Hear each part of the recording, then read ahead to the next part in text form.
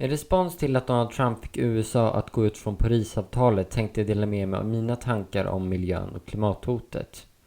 Jag tänker börja med att tala om vad konsekvenserna kan bli för mitt land Sverige och vad vi kan göra för att lösa de problemen vi har med klimatutsläpp, för att sedan gå in på problemet internationellt och eventuella lösningar.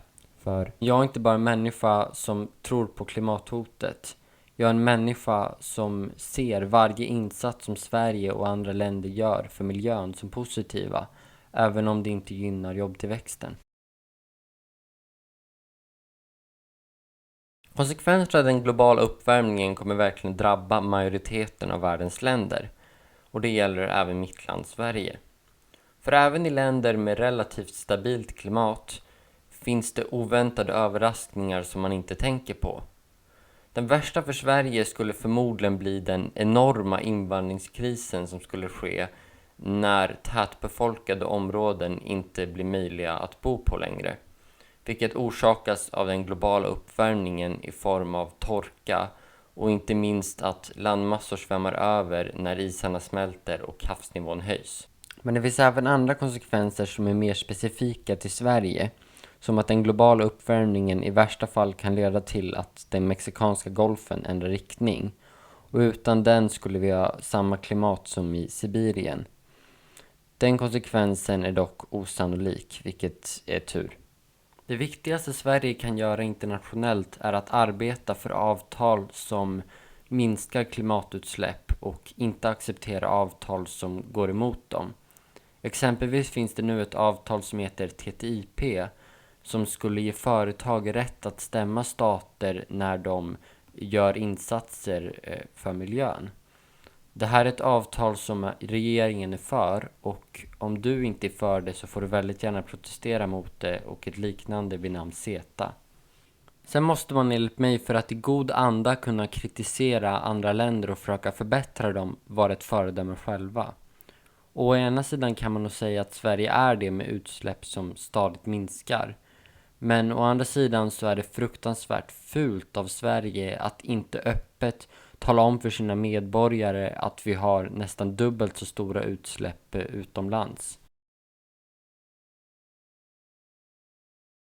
Men även om Sverige behöver bättra sig så är det viktigast att lösa problemet internationellt. Och för att kunna göra det så måste man gå in på vad problemen härstammar ifrån enligt mig.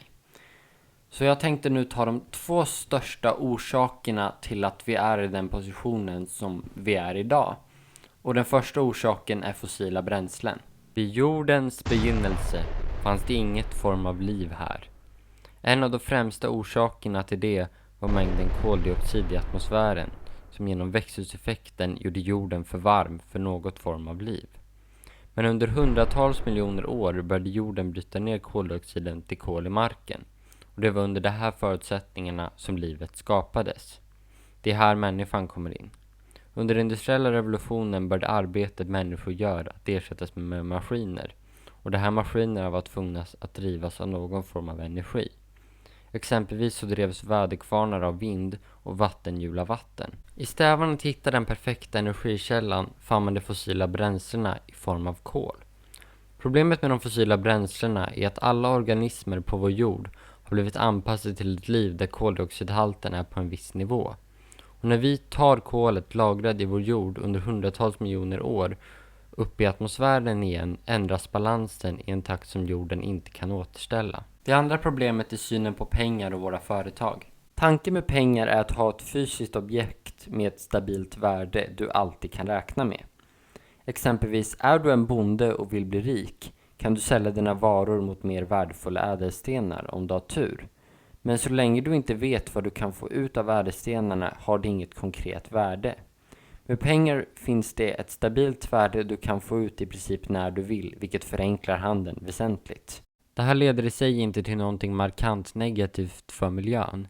Men om du lägger på en industriell revolution där människokraft effektiviseras med maskinkraft, en handel som ökar både inom och mellan nationer, ledare som är beredda att släppa företag fria för att öka den fria handeln och allt som erbjuds kan köpas för pengar, uppstår ett problem. Som är att människor och företag blir beredda på att offra både liv men också natur, för att få någonting som inte har en funktion i ett enda ekosystem. Den första insatsen man behöver göra, och förmodligen den viktigaste, är enorma insatser mot mutor. För så länge företag kan säga att de gör en sak och gör en annan, så går det inte veta om de talar sanning. Det är också rent bedrägeri mot deras kunder. Mutor som kan bevisa tycker jag också ska ha betydligt hårdare straff än vad det är idag.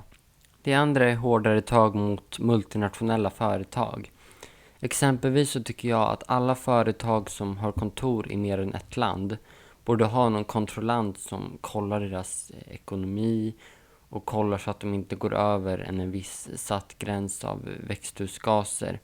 Och om de gör det, då måste de antingen ändra på sig eller lägga ner. Det sista jag tror behövs är speciella insatser för att rädda de växter som lagrar mer växthusgaser än vad de släpper ut. Exempelvis sätta in militärer runt regnskogarna så att de inte blir nedskövlade.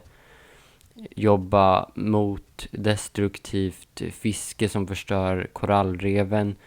Men också insatser som uppmuntrar folk som planterar träd. Sådana insatser som helt enkelt behövs för att människans strävan för sitt eget bästa inte blir vår undergång.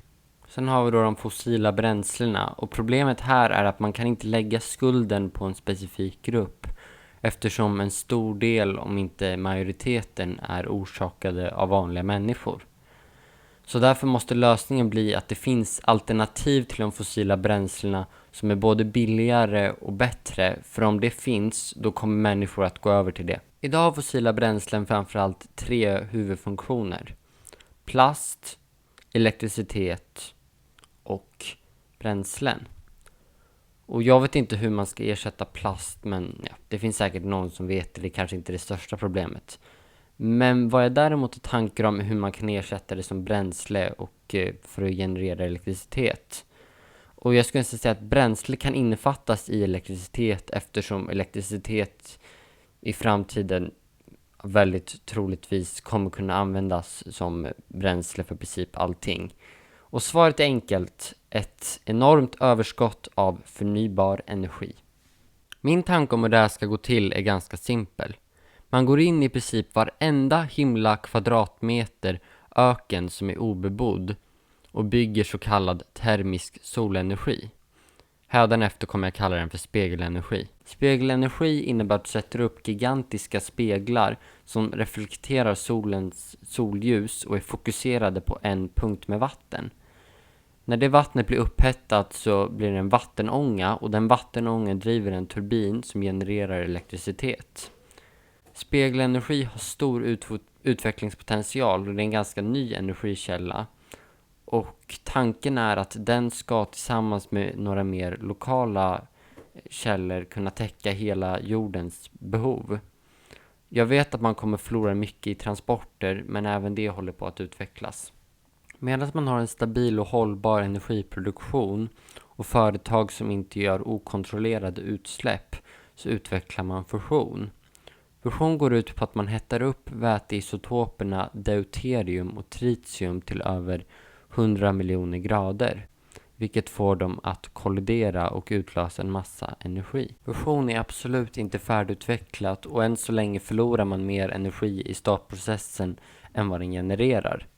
Men när man har utvecklat det färdigt så har man en energikälla som inte släpper ut några växthusgaser, som har ett lätt radioaktivt avfall men det är väldigt lätthanterligt, som är helt oberoende av väder eller hur marken runt omkring ser ut, och som dessutom kommer att räcka många år framöver.